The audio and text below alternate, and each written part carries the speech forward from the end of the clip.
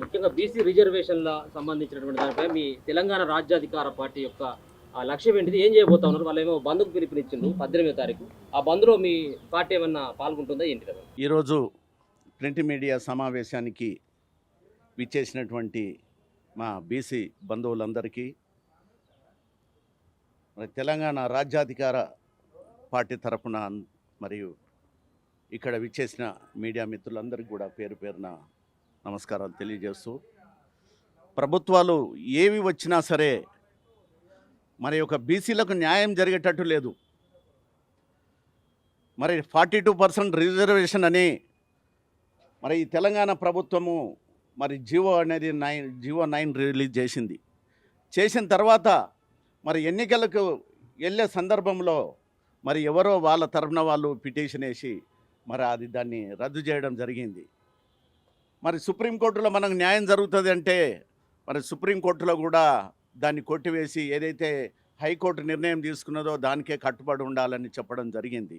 ఇది ఎంత దౌర్భాగ్యమైన బీసీల పట్ల 60% ఉన్న బీసీల పట్ల జరుగుతున్నటువంటి అన్యాయానికి మేమందరం కూడా 18వ తారీఖు మేము ఒక ధర్నా చేపడుతున్నాము. ఈ ధర్నా మరి ఈ కేంద్ర ప్రభుత్వానికైనా మరి రాష్ట్ర ప్రభుత్వం తెలంగాణ రాష్ట్ర ప్రభుత్వానికైనా తెలిసే విధంగా మేము ఈ యొక్క ధర్నా చేస్తున్నాము.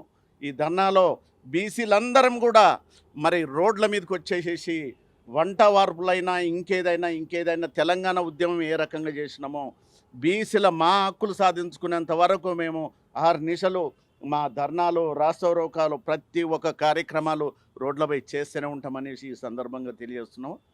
మరి బీసీలు ఎప్పుడైతే ఏ స్వాతంత్రం తెచ్చుకున్నప్పటి నుండి ఇప్పటి వరకు ఒక ముఖ్యమంత్రి కాలేదండి అంటే ఎంత దౌర్భాగ్యం అండి. మనం 60% ఉండి వాళ్ళకు ఒత్తాసు పలుకుంటూ పోతున్నాము. మనం ఈ ఒత్తాసు పలికేది వదిలేసి రాజ్యాధికార దిశలో ఉండాలి. మనము రాజ్యాధికారం సాధించుకున్న వరకే ఈ ఫైట్ అనేది జరుగుతూనే ఉండాలి. బీసీలందరం ఏకం కావాలి. బీసీలందరం ఏకం కావాలన్న ఉద్దేశంతో బీసీల గురించి ఏర్పాటు చేసినటువంటి ఈ యొక్క రాజ్యాధికార పార్టీ బీసీల గురించే పనిచేస్తుంది. ఎవరి వాటా వాళ్ళే, మేమెంతో మా వాటా అంత అన్న ఉద్దేశంతో మేము ముందుకెళ్తున్నాము.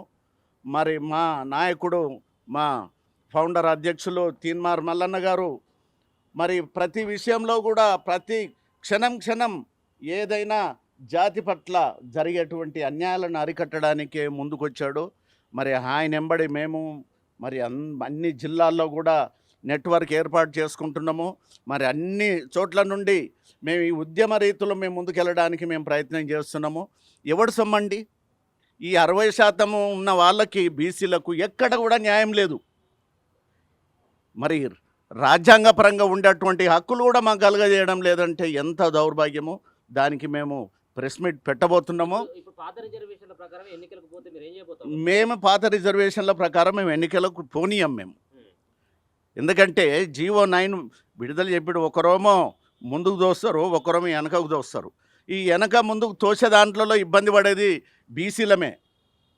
అందు గురించి మేము ఏమైనా మేము ముందుకే వెళ్తాం కానీ వెనకాడుగు వేసేదే లేదని ఈ పాత జియో ప్రకారం మేము యాక్సెప్ట్ చేయడం లేదు. అందు గురించి మేము 18కి మేము ధర్నా పెడుతున్నాం ఈ నెల. Thank you.